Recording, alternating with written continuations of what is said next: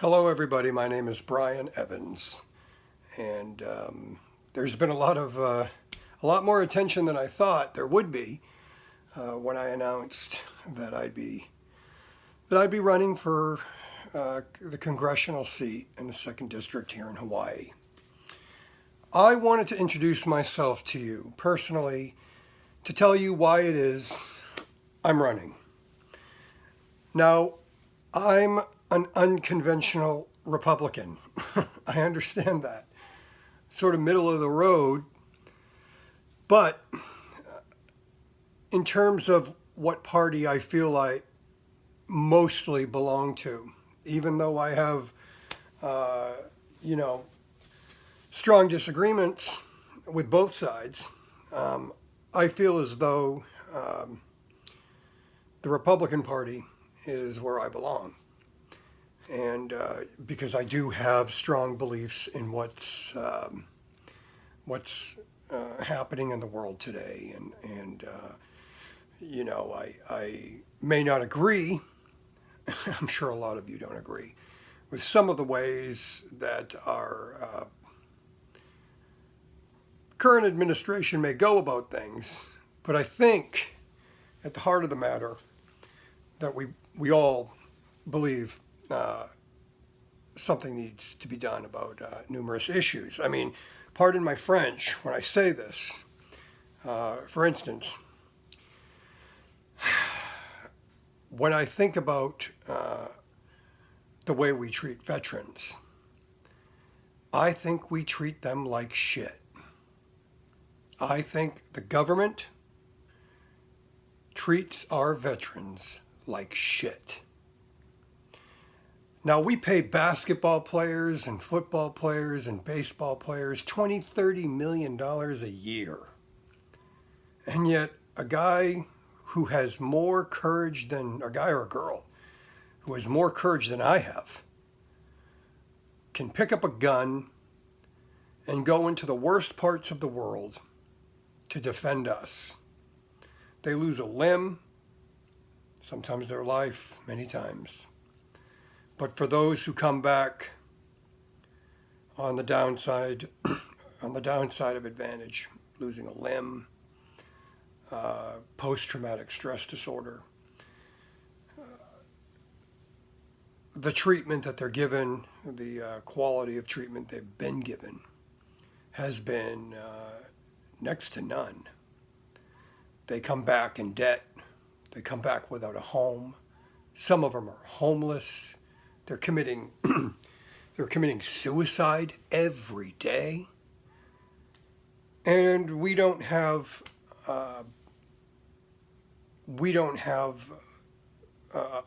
them prioritized the way that we do a basketball player or a football player, or the many heroic things that these people do so that we can have a free life and a good life.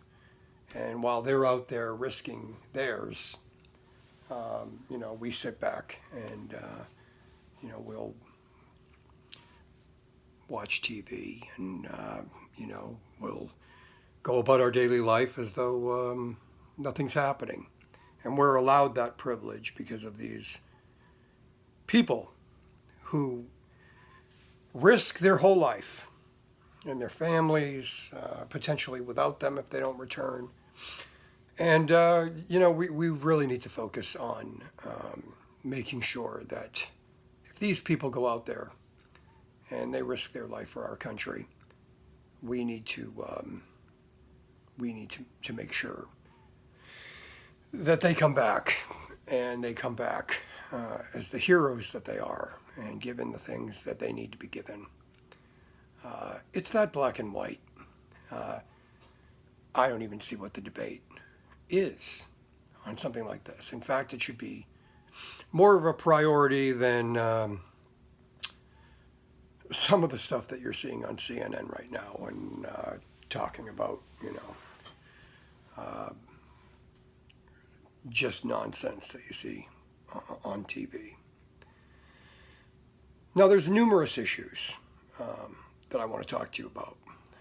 You know, again, some of them are Republican, but some of them are just humanity. And I feel as though that we're more at a deficit with our humanity than we are financially and with our economy. I think that, you know, my position on immigration, we're all immigrants. We're all immigrants. The president's wife is an immigrant. We're all immigrants in one way or another, and most of this country is founded on people who just got here. There was no paperwork 100 years ago. You know, we're in a we're in a situation now, though, that there are people that are here that don't belong here, that that do need to go. On the other hand, you don't tear apart families who have been here for 30 years. That recently happened on Christmas Day, I believe. A man who was here for 30 years, who got married here, raised a family, was deported on that day after being here for 30 years. No criminal record, no nothing. So there has to be a humanity element to the way we do things, and it shows who we are as Americans. What kind of people do we want to be? What kind of people are we? I see people, you know, roaring at the rallies, and you know, some of them are good people, and some of them are utterly out of their mind. You know, it becomes that group riot feeling rather than peaceful demonstrations to affect any kind of change. And you know, the country right now is in such disarray that it's not even at this moment about the left or the right. It's in such a deficit, our humanity, that we need to get back to the place where we can even, like, let's just say this is normal, this level, where we can start to build relationships with each other in our you know, in our goals as Americans. Let's just say that's even where we are. Right now we're here. And until we can get here to start the conversations again, we're wasting our time. And, you know, I'm a firm believer in what, you know, the elements of, you know, what Beth Chapman, for instance, who is fighting her own cause regarding bail for criminals. I fully support what she's doing. You can see what she's doing on her Twitter. And at the same time, you know, when it comes to, you know, I look at things a little differently than most Republican people. And I hear time and time, well, he sounds very liberal. No. Listen, this is what we need to stop doing. This left, right, and we're all in this together. We either sink or swim together. And, you know, it shouldn't be about winning sides, what side's winning. It needs to be a collaboration of people coming together and, you know, when you're in a relationship, for instance, just you and your wife or you and your partner or whoever, you compromise. And you got to kind of look at what's going on in Congress and the Senate in the same way. These people are all there, and they should be building, you know, their own professional relationships with each other, that they can talk and communicate in a way that gets something done. And we shouldn't be having government shutdowns and all this. I mean, it doesn't hurt the people in power. It doesn't hurt the wealthy. It hurts the people who are already with nothing. And a lot, I went onto a website, and I was just going to a government website to do some research, and it was blocked. It said blocked because of a government shutdown. This was a few weeks ago. So I couldn't even see it. I couldn't even do anything because, funding had just not been there to keep this website up, just to research information. So Hawaii has long been looked at as a very democratic state. And so to be on the ballot as a Republican is, I don't have any delusions, but I'm hoping that people can see that I'm not a typical Republican,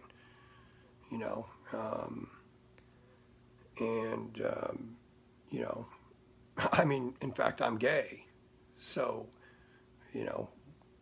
what does that tell you? And I can tell you that, from my own personal experience, it's not a choice. It's not a choice. No one chooses to be ridiculed and insulted their whole life. So trust me when I tell you that some people are just different, and they are who they are. And we have to get to a place where if it's not violating our space and our own life and our own personal life, then we can't really, tell people what to do in the privacy of their own personal life. And, for instance, I've heard a lot of, where Doug, the bounty hunter, got a bad rap, where they said that he was, not supportive of, gay people or racist or any of that. Well, I'm living proof, folks. He's one of my best friends. That's all nonsense.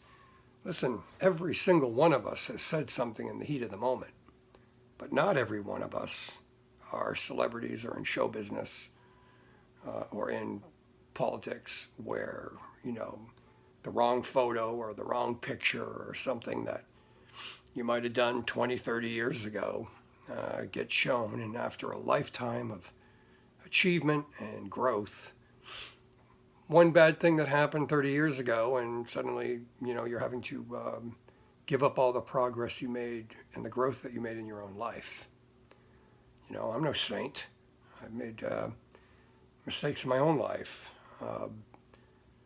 and you grow from them, and you become the person that you are from them, and that is how I feel. I've become who I am, and one of the main reasons that I'm doing this, and I'll always do what I do in my career. You all see my books, and I do records and stuff. It's my job. I mean, that's what I do. Almost 6 years ago, I lost my mother due to a condition known as sleep apnea, where she was left in a unmonitored recovery room following knee surgery. And,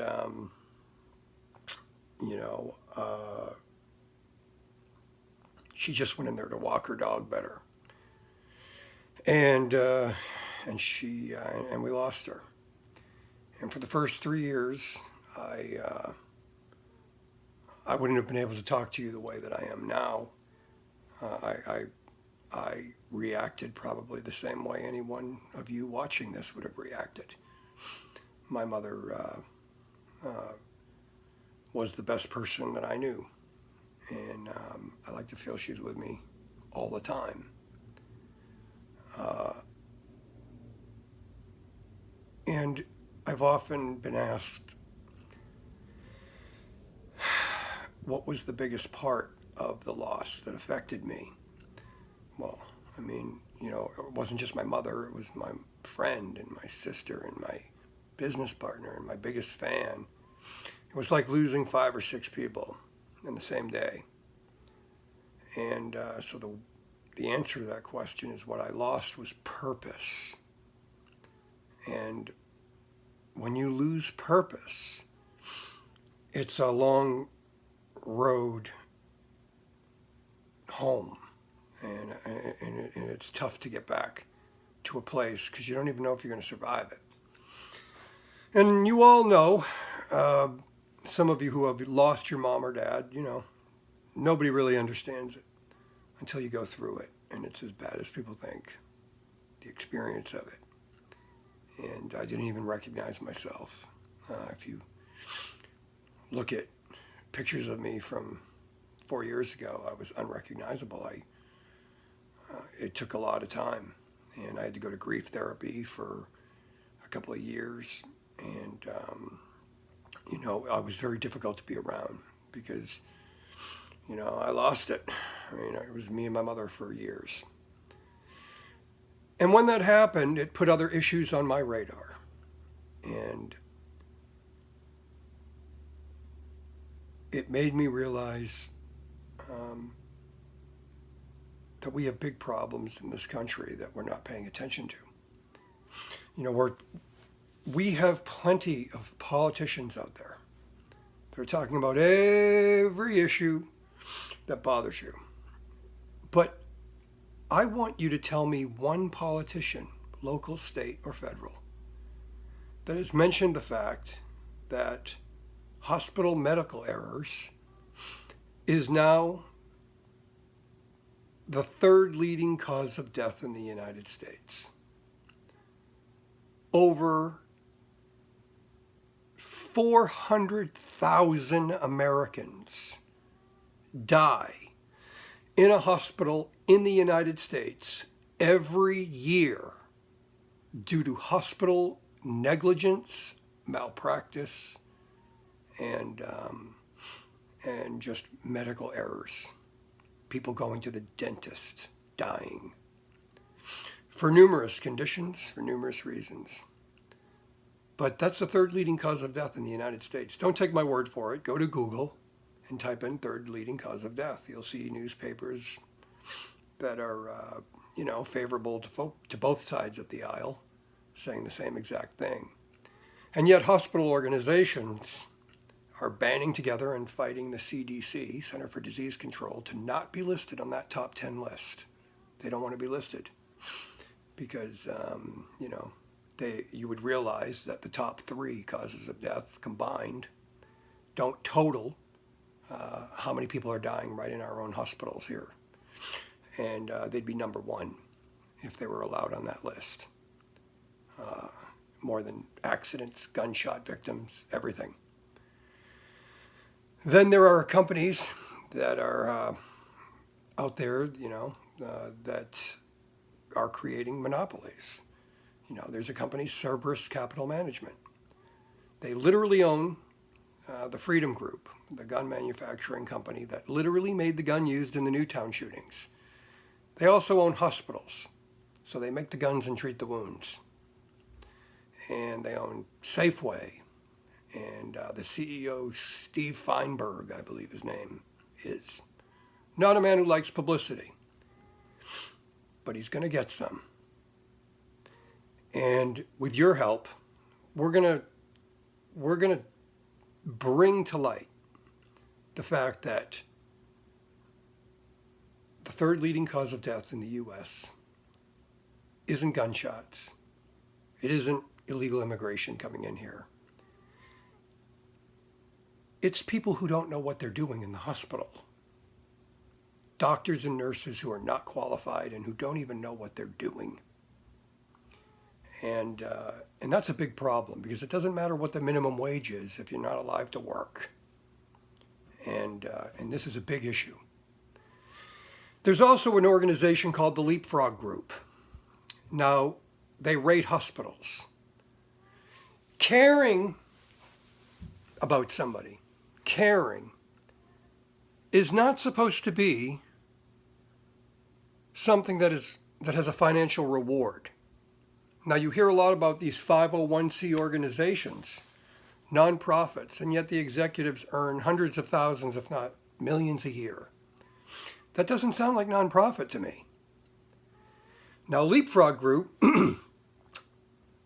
is one of a few hospital rating organizations. And I believe, in my constitutional personal opinion, that it's a total fraud on the American people. This is an organization that sends a questionnaire to a hospital, which the hospital answers themselves, mails it back to Leapfrog Group with a check, and that's how they get their A rating. They've never stepped foot into the hospital they rate. And yet the hospital then has the audacity to use that rating in their advertising. We're A-rated by the Leapfrog Group. They never even walked into the hospital to verify what's on the questionnaire. They just got it in the mail, and they take their word for it. Google this company, and you'll see many complaints about it.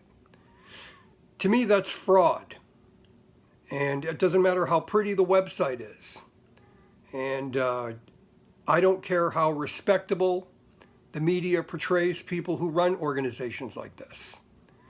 If you're earning a fortune, or you have a fat salary with a 501c nonprofit charity, and you're not even walking into the buildings you're supposed to be rating, to me, that is something I intend to address. Personally, I intend to do it anyway. But as a congressman, I'm not someone they want in office. So the reality is you have many congressmen and senators who are doing many different things to address your cause. I want to be a Trojan horse. I want to be the guy that you elect that talks about these things, because they're frankly the most important things there are. And yet no other politician talks about it. And why? Because they're getting too much money from these hospitals. They're getting donations. They're getting money. It's all about money. And we have got to take a stand on that. Now, I could be one of these politicians, the people that I'm running against. I can wear the Aloha shirt. I can put the flowers around my neck, big smile on my face on a poster. And I can talk to you all and, just talk about the Aloha spirit. But Hawaii needs to play more of a role on the world stage. It's not enough. There are things here in Hawaii we need to deal with. We need to deal with better, the rental situation here for people to afford their rent. I mean, I know people who are working 2 or 3 jobs just to pay the rent to live here. There needs to be more affordable housing for people who don't live on the upside of advantage. And they shouldn't have to work 2 or 3 jobs just to make a living. And I find that to be unfair for the people who live here and who have lived there. The locals in Hawaii have been my most supportive people. Locals. And I'm what they call a haole. It's just true. But they've been the most supportive of me because I think they realize that I get it. And I've been through enough in my own life, good, bad, and ugly, and going through the experience with what happened to my mother changed me. It changed who I am. When that happened to my mother, I reached out to all 50 governors, and some of them didn't even know what sleep apnea was.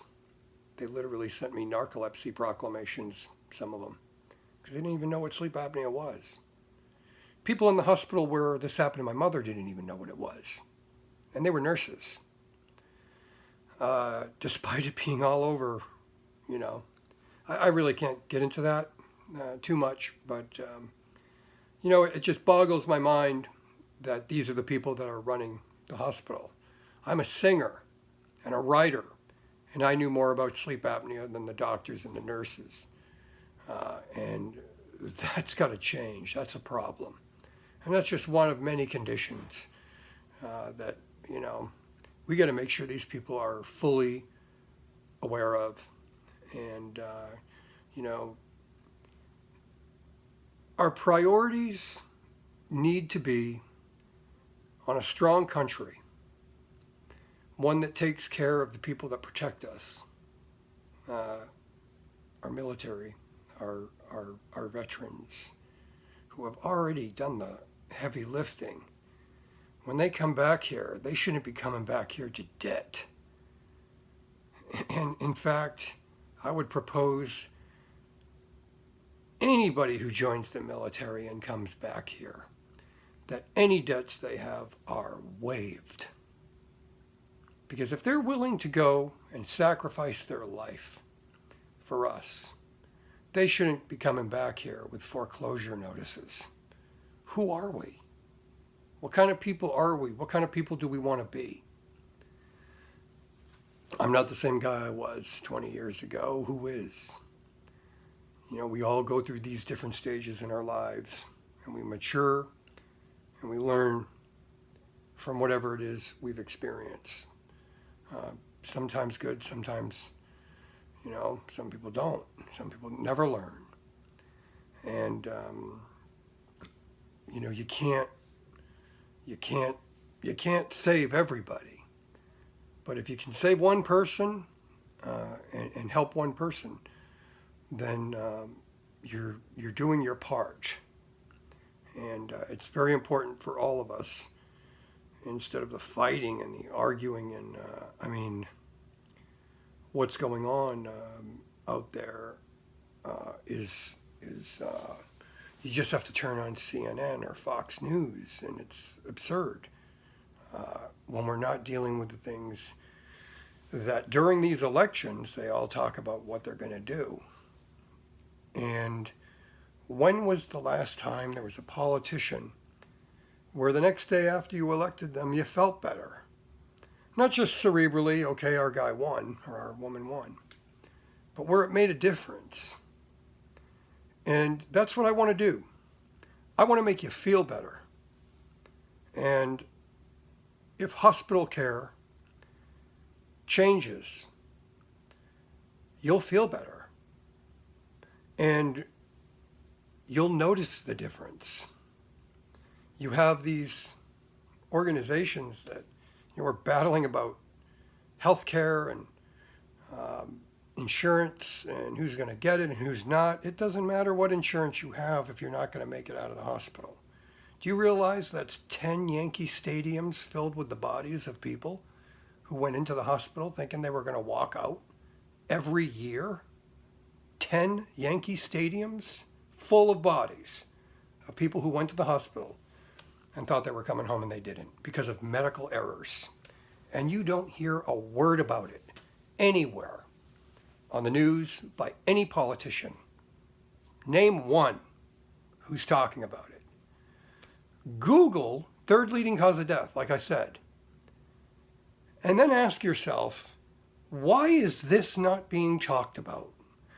Why are we allowing organizations to rate hospitals to give older people, even younger, the false sense of security that the hospital is safer than it is, which the hospital then has the audacity to use in their advertising, despite never walking into the hospital in the first place? That's a problem. Why are we allowing some of these companies, pick a side? You're going to own hospitals, or you're going to own gun manufacturing companies. I don't think you should be able to own both. I just, and then all the grocery stores and all of these, we talk about monopolies when, Sprint wanted to merge with T-Mobile. Folks, that's nothing.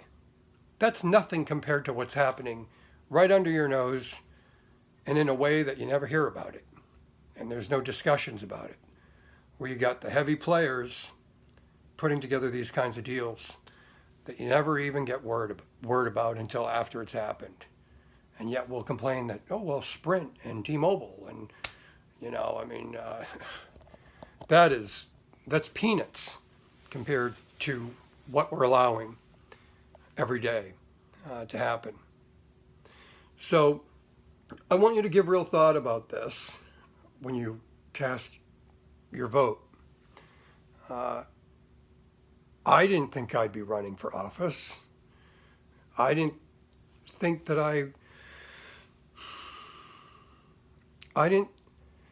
the landscape is not as I predicted. I'll put it that way. And even if I lose, if I win the primary, federal election law gives me the same amount of airtime as my opponent. So at least I can talk about these things on a national level. I'm about to do a national interview with a very, very, very famous newscaster. You'll see it. I'm not going to say the person's name until it's happened, until it's announced, because there will be people who try to stop it, and it's not going to happen. This is a person with incredible integrity, and who I'm a big fan of, and it's an honor to know that I'll be able to talk to this person and air these things. We need to treat everybody the way we want to be treated.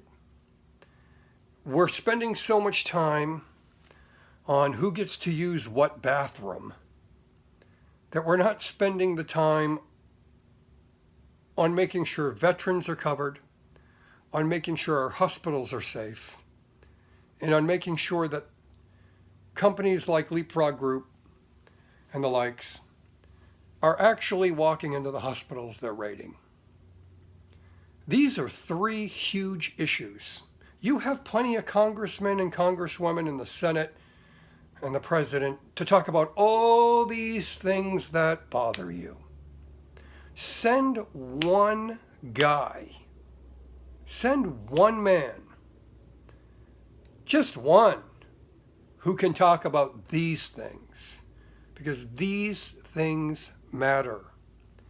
And we cannot permit hundreds of thousands of Americans to die a year because the doctors and the nurses don't know what they're doing, or they're making terrible errors. Some of these surgeons have shown up intoxicated prior to a surgery. I mean, it is incredible what is happening, and nobody's talking about it. So I know that some of my positions may sound a little left to you, and some of them sound, right up your alley, on the right. I wouldn't call myself ever an independent, because I really do believe that there's a lot in the Republican Party that I do agree with. But there's also a lot in the Democratic Party that I know you agree with too. We got to have a heart, and we got to be an America that allows people to live their own lives without fear of being beat up or hurt. That's not who we are. It can't be who we are. Or we're no better than the people that we're fighting if we go out of our way to hurt someone. Get a hobby, buy model cars, do something else with your time. The idea of taking your time to hurt other people because of who they are, the way they live, their skin color, it's not the United States of America. And that is what that is. It's the United States of America. And that's how we're supposed to be, and that's how we're supposed to look at the world. I used to work for Donald Trump. I actually got a letter from him. And he seemed to me to be like a nice man.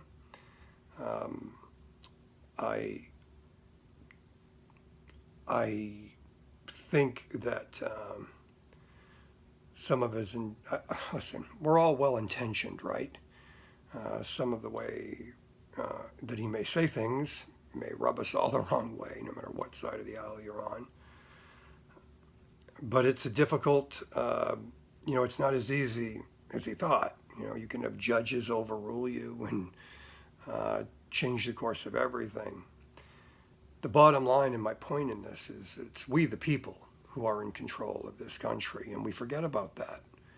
By putting certain people in office, we think that we're helpless and that we can't do anything, and that they're in charge. Well, that's not true. We the people are in charge, and just because a candidate has a ton of money behind them, that's not enough reason to elect them into office. And I do believe in term limits. I do, because I just think that there needs to be new blood constantly flowing in and out of Congress and the Senate. Otherwise you're stuck with the same person. We elect Supreme Court judges for life. I don't think we should be doing that with people who are not, up with the times. We just have to be. I've been lucky here in Hawaii. I've received 3 commendations from 3 different governors, Democrat and Republican, for the work I've done in bringing tourists to the state. I think Hawaii needs to be marketed better and more. And that's an issue. I think Hawaii has become a state where people just go to vacation and they're not thinking about politics. They're not thinking about any of that. They don't come here for that. They're coming here to go surfing and whatever. But those of us who live here have a responsibility to the rest of the nation, because we are part of that nation, to make sure that we're looking out for everybody. And not just in Hawaii, but everybody. And that's what a congressional seat is, or a senator seat, or whatever somebody's running when they're running federal. It's looking out for everybody, and including, obviously, Hawaii. I live here. So my goal is to make sure that the United States is represented well, including our state, and making sure that the priorities of what I've just mentioned would be the reason you're electing me, to make sure there's an eye on that kind of thing. There's nothing liberal about making sure your hospital is safe. There's nothing liberal about bringing to your attention that hundreds of thousands of people a year are dying in these hospitals, our own hospitals, due to medical errors. There's nothing liberal or Republican about that. That's just a humanity thing.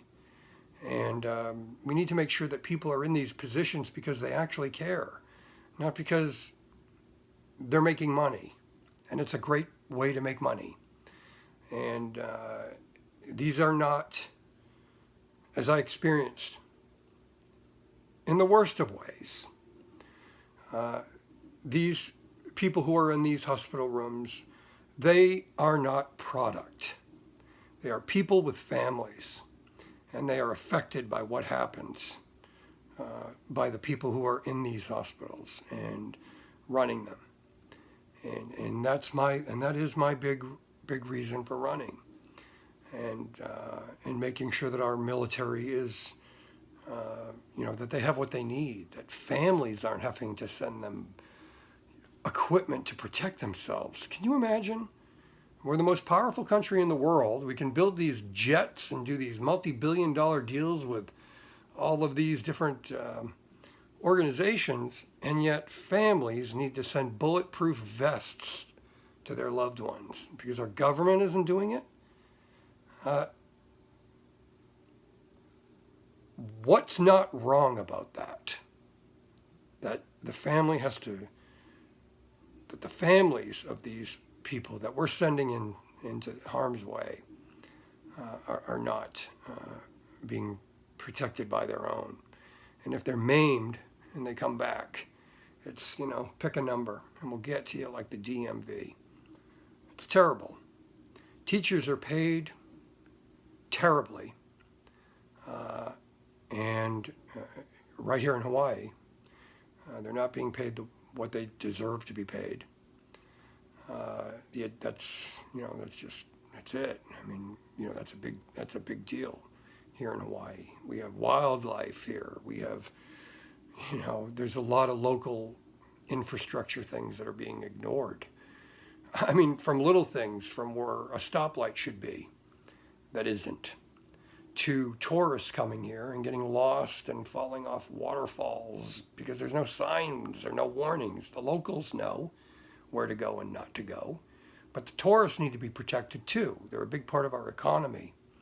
And, we have to look at all of these different things that you never hear anybody talking about. And I know that some people will say, my ideas are crazy, but I assure you that they're not. And by experience, I can tell you that the seriousness of making sure that you're dealing with hospitals that know what they're doing is a serious issue. And you never want to go through the experience that I did. And you never want to go through the experience of being at a hospital that makes you one of those, or someone you love, one of those hundreds of thousands of people a year who are dying because people just don't know what they're doing in the hospital. And that's the most important issue out there. And not one person is talking about it. Not one. Not one politician is talking about this. And it's because the checks are clearing. So you put me in there. Give me that chance. If I win the primary, it gives me the opportunity to continue talking the way I am to you now. If I win, there's a lot of people out there who aren't going to like me. And I'm fine with that. Because I will tell you that I'm beginning to find that purpose again.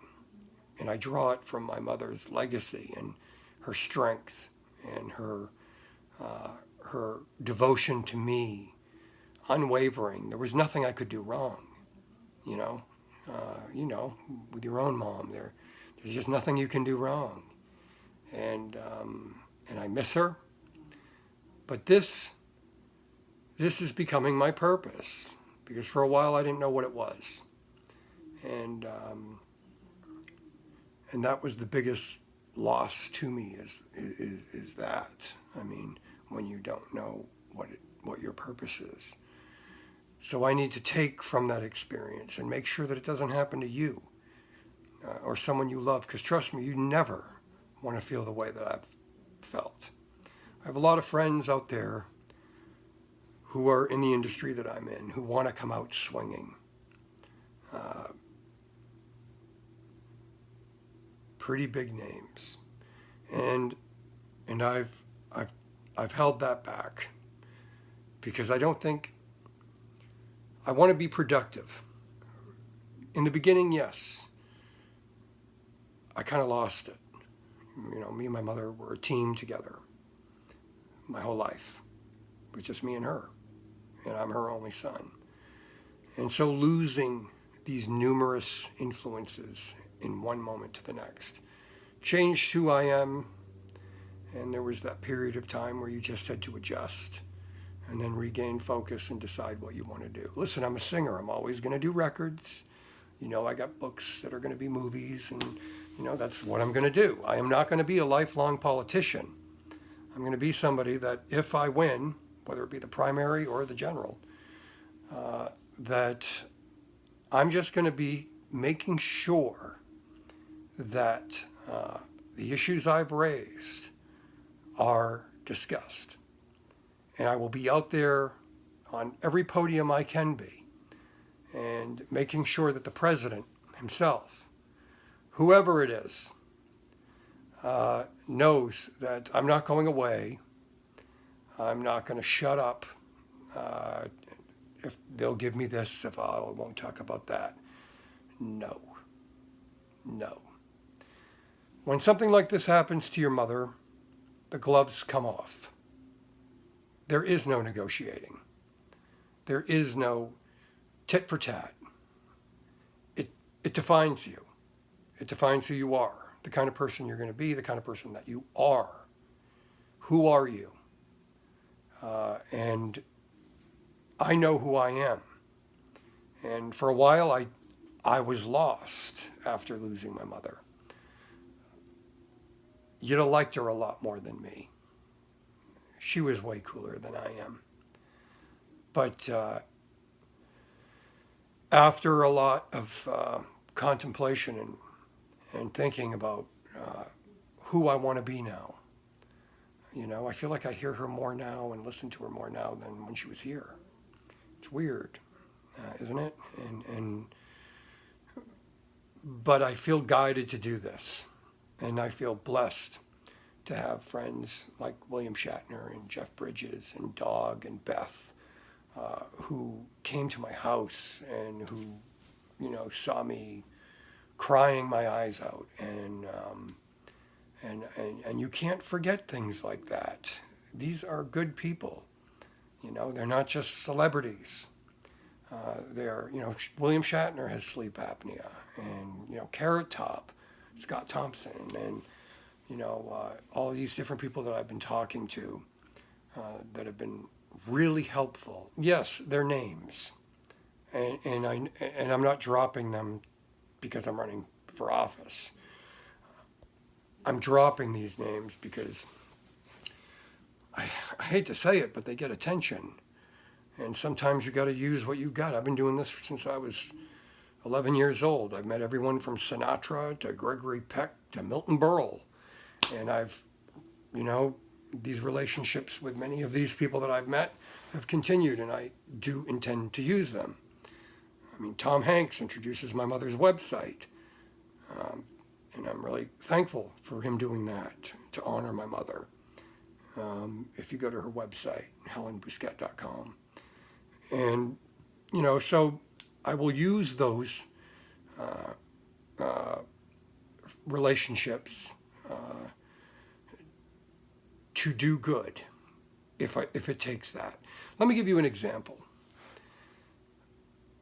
When I told you that I applied, I literally contacted every governor in the U.S. and asked them to issue sleep apnea proclamations, every single one of them. In the last 5 years, I've received 38. Most of these states my mother never even walked into, yet they mention her by name. Some hospitals now put wristbands that say sleep apnea patient before they lay you down in the bed because of my mother. That happened because of my mother. So an example I'll give you is where knowing somebody until you get there yourself.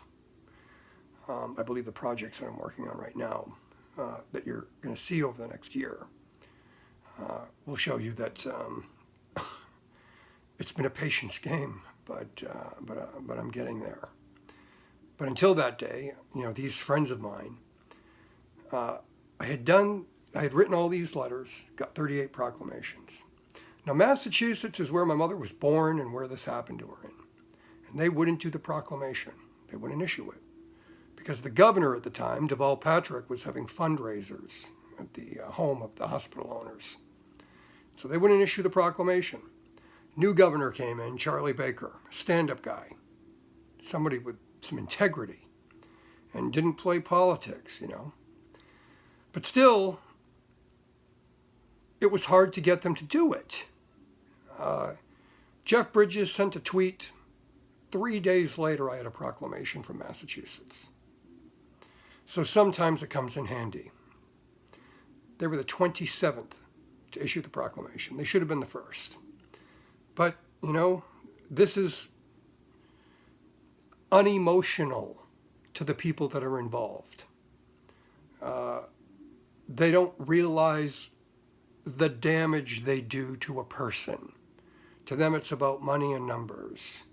There's actually legislation out there where they're trying to cap malpractice claims so that if you lose your leg or if they remove the wrong limb, which has literally happened in American hospitals, somebody goes to get an arm removed, they removed the wrong one.